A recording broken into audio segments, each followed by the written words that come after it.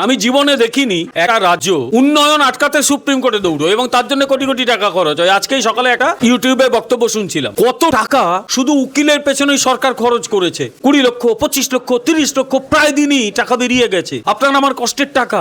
এই সরকার নিজের কর্মচারীদের টাকা দেবে না বলে সুপ্রিম কোর্টে যায়, অথচ এই সরকারের যিনি মুখ্যমন্ত্রী তিনি এক সময় বলেছিলেন 2010 সালে যে সরকার ডিএ দিতে পারে না তার ক্ষমতায় থাকার ইখতিয়ার নেই। এখন তিনি নিজে চলে যাচ্ছেন সুপ্রিম কোর্টে। এই সরকার তার নিজের কর্মচারীদের বিরুদ্ধে যাচ্ছে। আরেকটা কথা, এই সরকার নিজের উন্নয়ন আটকাতে সুপ্রিম কোর্টে যাচ্ছে। Just have you seen this thing anywhere in our country? No.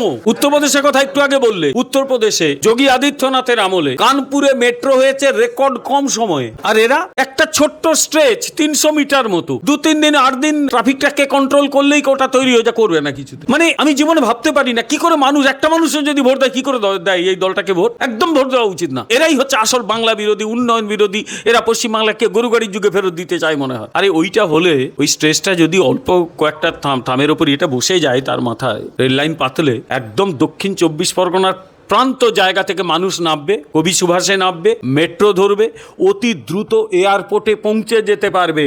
প্রায় গোটাটা হয়ে গেছে, 2-1 জায়গা, তার মধ্যে একটা হচ্ছে চিংড়িঘাটার ওই স্ট্রেসটুকু।